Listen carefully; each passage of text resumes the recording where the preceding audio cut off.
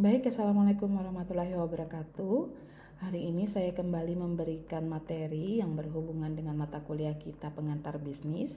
Kalau minggu-minggu sebelumnya saya sudah memberikan video pembelajaran juga yang berhubungan dengan lingkungan bisnis part 2 ya. Jadi ini kita lanjut ke materi selanjutnya yang berhubungan dengan cara mengorganisasi bisnis ya, dengan mengetahui kalau kita berbicara tentang organisasi bisnis atau pengorganisasian bisnis, itu tidak akan terlepas dari struktur dan bagan organisasi ya. Apapun bentuknya bisnis itu pasti kalau kita sudah terlibat dalam suatu bisnis berarti kita terlibat dalam sebuah organisasi ya. Organisasinya di sini yang kita bisa bedakan dengan organisasi biasa adalah organisasi khusus untuk bisnis itu apa saja ya. Nanti di sini yang pertama kita akan membahas tentang struktur dan bagan organisasi seperti saya bilang tadi ya.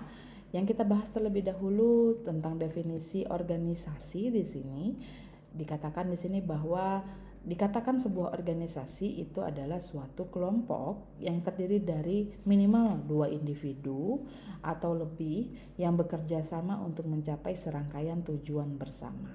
Jadi ketika kita berbicara organisasi secara umum ini nanti sebenarnya mungkin sudah pernah sedikit dibahas di semester sebelumnya mungkin, atau di semester ini atau di semester depan mata kuliah organisasi bisnis juga nanti lebih spesifikasinya membahas tentang struktur dan bagan organisasi. Tapi di sini secara umum saja dijelaskan bahwa organisasi itu pokoknya minimal ada 2 orang, dikatakan kelompok terdiri dari minimal 2 orang atau 2 individu yang ketika dia bekerja sama dengan baik untuk mencapai tujuan yang sama biasanya ya, maka dikatakan sebuah organisasi. Sekali lagi kata kuncinya adalah tujuan bersama.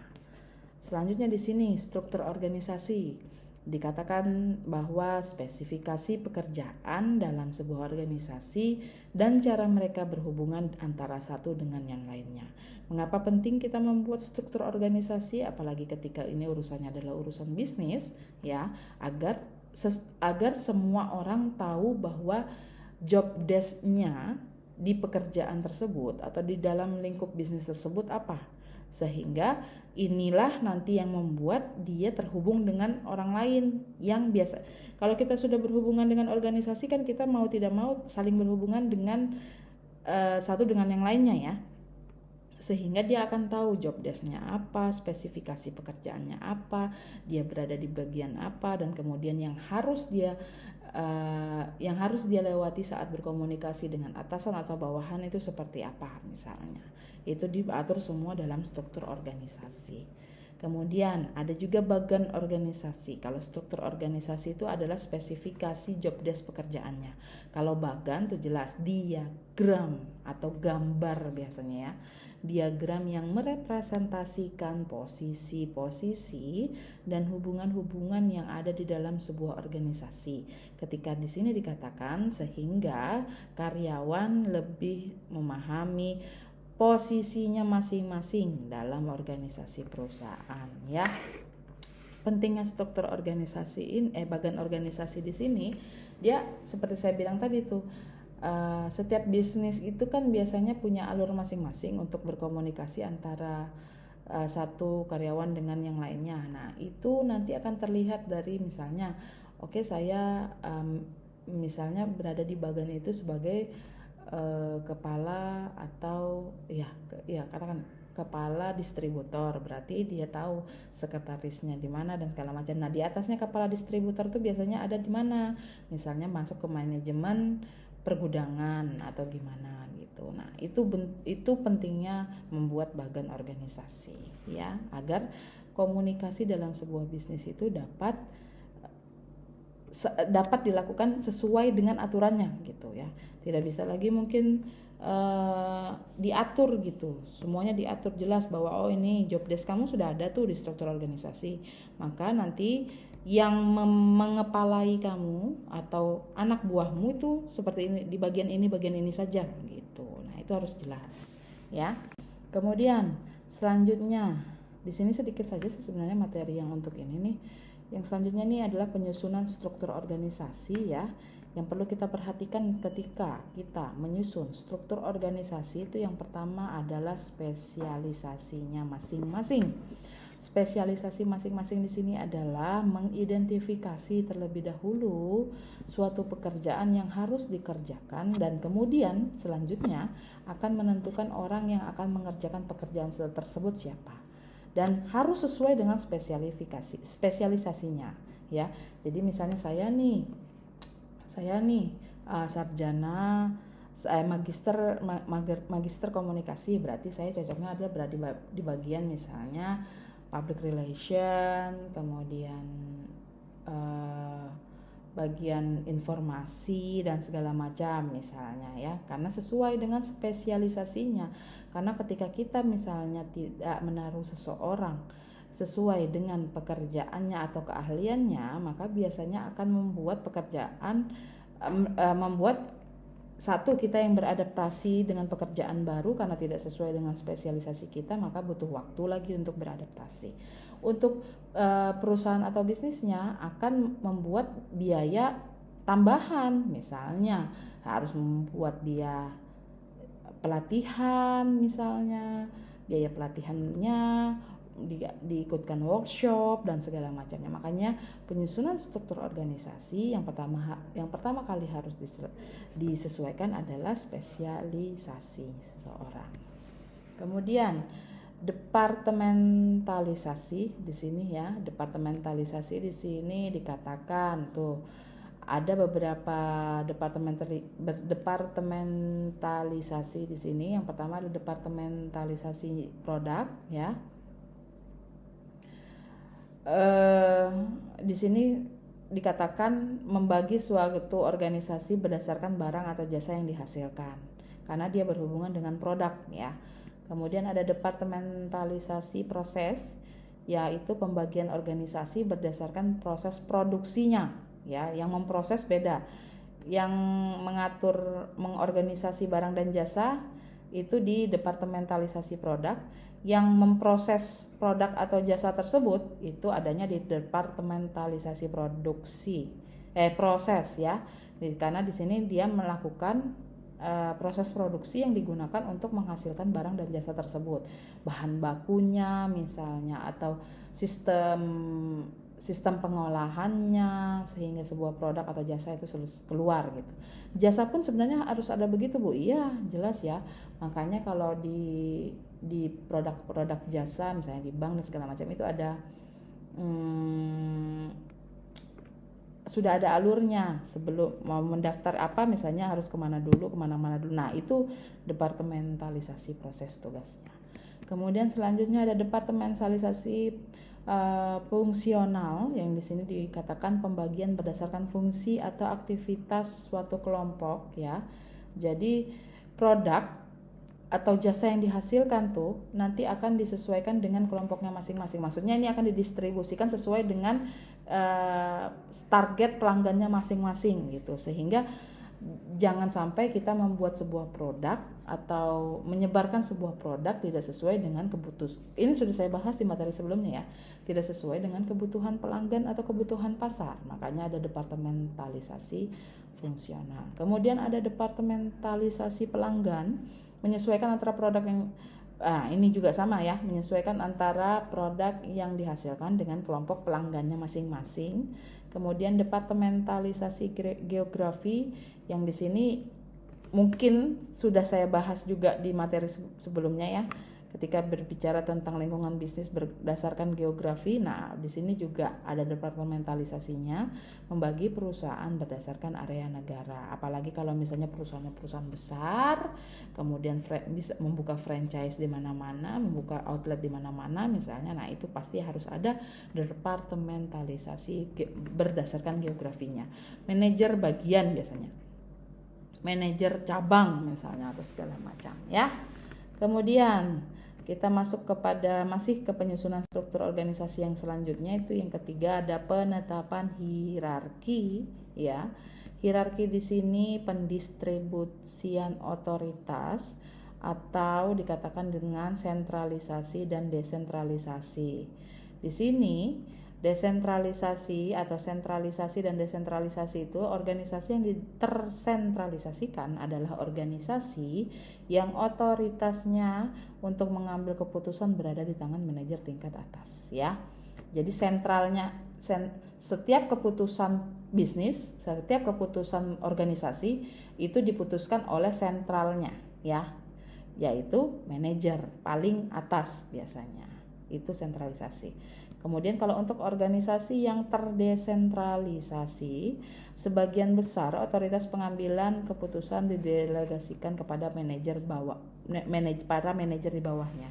Jadi manajer paling atas itu misalnya kan ada owner, kemudian manajer utama, kemudian ada di bawahnya itu pasti ada manajer bagian, misalnya manajer pemasaran, manajer produksi, manajer. Nah, itu. Jadi kalau untuk yang sentralisasi, dia pengambil keputusannya berada di manajer utama. Jadi semua keputusan harus berdasarkan si manajer utama. Sedangkan kalau untuk yang terdesentralisasi, dia biasanya diserahkan boleh kepada manajer-manajer bagian, ya. Misalnya kalau untuk keputusan iklan misalnya atau baliho dan segala macam, ya udah cukup kepada manajer bagian saja, nggak perlu ke manajer tingkat paling atas, seperti itu, ya.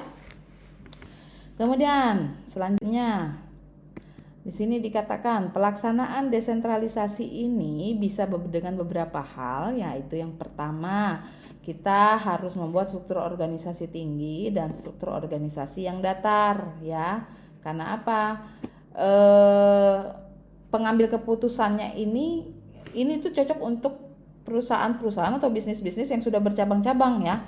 Jadi tidak mungkin misalnya KFC di sini itu harus ke KFC yang di Amerika apa di mana, di California sana, di Kentucky sana, untuk ngambil keputusan hanya misalnya keputusan merekrut karyawan, nggak perlu, ya. Jadi ada dua organisasi nih, mau tidak mau dibuat organisasi lingkup besar dan struktur organisasi khusus lingkup di lebih sempit lagi gitu, di cabang-cabangnya masing-masing.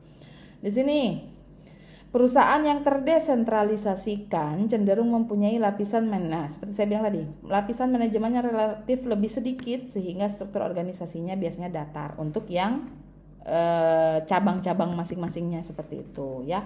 Pasti punya dan dia harus mau tidak mau harus membuat struktur organisasi di luar struktur organisasi yang besar, lingkupannya cukup besar gitu, ya. Karena apa? Nggak mungkin dong untuk keputusan kecil-kecil begitu, kan, apalagi kalau sekelas KFC misalnya yang outletnya sudah nggak tahu berapa puluh, mungkin berapa ratus mungkinnya di Indonesia. Nggak mungkin untuk mengambil sebuah keputusan itu harus nelpon sampai ke Amerika sana, rasanya nggak mungkin gitu. Makanya biasanya dipusatkan saja di pusat-pusat paling kecil-kecilnya saja, di outlet-outlet kecilnya. Kemudian rentang manajemen atau rentang kendali, dikatakan di sini jumlah orang yang secara langsung dikelola oleh supervisor biasanya lebih luas, ya. Kemudian proses pendelegasiannya di sini dikatakan proses di mana seorang manajer biasanya mengalokasikan di sini ketutup, ya, mengalokasikan perintah atau tugas pekerjaan dan kekuasaannya kepada bawahannya, ya, seperti saya bilang, karena ini kan desentralisasi, pasti yang pusat itu sudah memutuskan untuk mempercayakan apapun kepada manajer-manajer yang sudah ada di cabangnya masing-masing. Karena dan pendelegasian itu ya, pendelegasian itu adalah memberikan tanggung jawab sebagai manajer kepada orang lain di tempatnya masing-masing gitu. Jadi kekuasaannya boleh diambil oleh si manajer cabang misalnya. Bank juga seperti itu, ya. Biasanya sudah ada struktur organisasinya di sendiri, misalnya BNI di sini itu tidak mungkin harus ke BNI pusat misalnya untuk hanya mau memasukkan rekrut satpam atau misalnya mau meminta alat tulis kantor gitu, tidak mungkin, harus lapor juga ke sana, walaupun biasanya laporan bulannya tetap terkontrol di pusat biasanya, ya. Kemudian Penyusunan struktur organisasi juga masuk kepada pendelegasian. Di sini dikatakan secara umum proses pendelegasian itu meliputi menetapkan pertanggungjawabannya atau memberikan tugas kepada karyawan. Itu pendelegasian jelas ya. Pemberian otoritas sehingga dan memberikan wewenang kepada karyawan untuk membuat keputusan dalam rangka menyelesaikan tugasnya masing-masing. Dan yang terakhir itu adalah menciptakan akuntabilitas, mewajibkan karyawan menyelesaikan tugas masing-masing dan diberikan reward atau memberikan hukuman penalti biasanya ya. Kenapa reward dan penalti atau hukuman itu perlu diberikan? Itu bisa menjadi pemacu semangat bagi karyawan gitu. Kalau kamu misalnya mencapai target, maka kamu akan diberikan reward misalnya insentif tambahan. Nah, ketika misalnya target kamu tidak terselesaikan, misalnya minimal target misalnya 10, di bawah 10 berarti akan ada pengurangan begini. Nah, itu tuh biasanya kenapa cukup efektif diberikan ya kepada karyawan reward dan hukuman penalti begini, agar mereka terpacu untuk berbuat atau bekerja lebih efektif ya, atau sesuai dengan kebutuhan dari si perusahaan atau bisnis tersebut gitu. Dan itu tidak masalah asal memang dijelaskan di awal saat dia mau bekerja. Oke, kamu akan bekerja di bagian ini, nanti kamu ketika sudah bisa menyelesaikan begini kita ada reward ketika sudah melakukan ini, dan kita ada penalti ketika seperti ini, dijelaskan gitu ya. Dan itulah tujuannya untuk penyusunan struktur organisasi, agar semua orang tahu tuh masing-masing. Kan nggak mungkin kita sama, misalnya di tim ini saja, misalnya untuk bagian saya nih di lembaga kerjasama akademik ini pasti reward dan penaltinya beda dengan misalnya lembaga penjamin mutu misalnya, itu pasti beda, dan masing-masing itu harus sudah diatur di penyusunan struktur organisasi, di mana misalnya ada buku job desk dan segala macamnya ya. Oke, selanjutnya nih yang akan jadi tugas kalian yaitu adalah penyusunan struktur organisasi berdasarkan bentuk dasar struktur organisasinya. Yang pertama di sini yang perlu kalian ketahui adalah adanya struktur fungsional, yang dimana di sini dikatakan hubungan antara kegiatan-kegiatan dan fungsi-fungsi kelompok dapat menentukan otoritas, berkisar pada fungsi bisnis dasar, departemen pemasaran, di dalamnya ada kemudian departemen operasi, kemudian ada juga departemen keuangan contohnya ya, karena sifatnya adalah fungsional. Kemudian juga ada struktur yang sifatnya divisional, yaitu yang menggunakan pendekatan ini biasanya disusun berdasarkan divisi-divisinya masing-masing, berbasis produk yang menyerupai bisnis yang secara terpisah, produksinya berlangsungnya secara terpisah. Dalam arti mereka memproduksi sendiri dan memasarkan produknya mereka sendiri juga. Jadi seperti yang saya jelaskan tadi sebelumnya, kalau untuk struktur fungsional tuh biasanya yang berhubungan dengan struktur yang lebih luas ya, yang secara luas atau secara umumnya, secara cakupan secaranya lebih besar gitu. Karena apa? Secara fungsional di sana ada departemen pemasaran bagiannya ini segala macam. Kemudian kalau yang divisional itu hanya untuk yang si cabang-cabangnya tadi tuh. Mereka karena apa? Semua memproduksi di sana, memasarkan produknya juga di sana. Contohnya saja yang sederhananya kayak KFC tadi. Mau tidak mau kan nggak mungkin memasaknya pasti di sini, memasarkannya juga pasti di sini, dan harus ada tuh pendekatannya harus disusun berdasarkan divisinya masing-masing, karena produksinya di sini, memasarkan produknya juga di sini gitu ya, sehingga punya struktur organisasi yang lebih sempit lagi lingkupnya.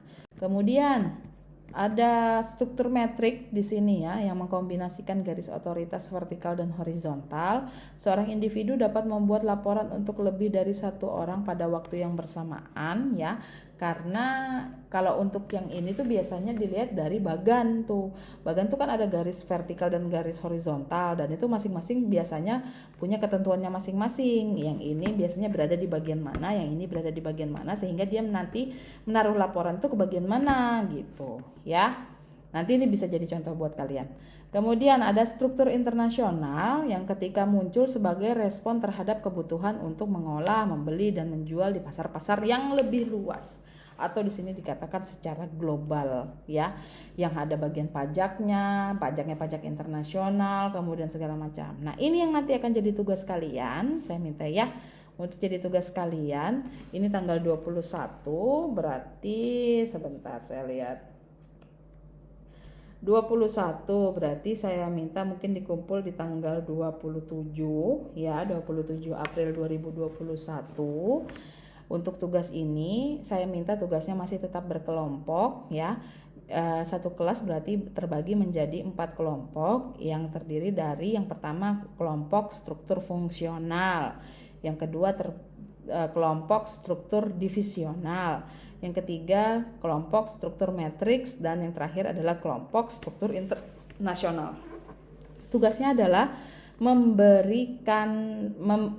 buat paper, memberikan contoh saya terhadap bentuk-bentuk dasar struktur organisasi tadi masing-masing ya. Misalnya struktur metrik itu contohnya seperti apa bentuknya, gambarnya. Kemudian jelaskan job desk masing-masingnya ya. Job desk-nya masing-masing itu dijelaskan. Perusahaan mana Bu? Perusahaan mana saja. Di internet boleh, asal pastikan biasanya setiap perusahaan itu dia menggunakan memang struktur yang sesuai dengan yang saya jelaskan hari ini gitu ya. Mungkin cukup sampai di sini saja. Untuk kejelasan tugas mungkin bisa ditanyakan via cutting, nanti akan saya jawab ya. Atau untuk pengumpulan tugas juga saya nanti kita koordinasikan lewat WhatsApp saja. Sampai di sini saya akhiri. Assalamualaikum warahmatullahi wabarakatuh.